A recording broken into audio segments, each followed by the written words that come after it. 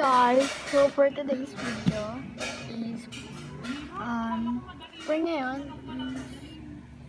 ayan, so mag-vlog tayo ng sobrang short lang dahil nawala ng kuryente kagabi and yes, so lakas ng ulan kagabi at ng kulog and ang init-init, buti nang natulog pa kasi pinapahipayan kami. And ngayon, ayan guys, nag-spread nga pala yung doon sa basket. Ang pangit na lang pero sige, okay lang yan. So may bago ka tayo na things dahil nag-SM tayo. So tignan nyo guys, yung nag-national bookstore kami, bibili ko sana yung Blackpink na ballpen, but ang nangyari is hindi ko binili kasi sabi ng mami ko pagka bibili ako ng extra na thing which is kailangan my own money.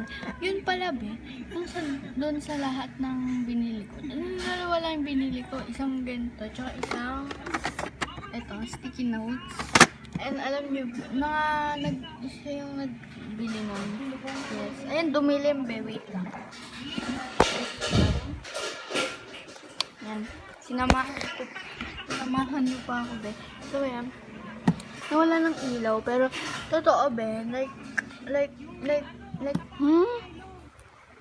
tapos be, nagastos ko lang mga 100 kasi 500 yung budget ko and naging siya 400 dahil kaya yung nagastos ng 100 dahil nag-arcade kami yan.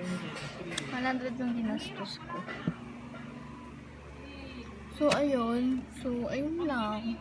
Kukwento ko lang sa inyo. So dumilim. Nawalan yung na siguro yung flash. Pero ayan lang. Nanonood ako ng dito gaming. So malalobat na ako. 10% na ako. Pero sige, dalan na natin to. So ayan. Sa drawing pad ko is cost siya na like mga 31 pesos lang. Tapos sticky notes 19. Yes, hindi ako ganito.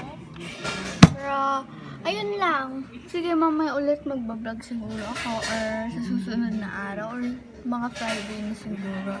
Kasi busy tayo palagi may bagyo. So, ayun lang mga B. Bye-bye. See you on my next vlog na lang since super short to. Bye-bye! Love you guys!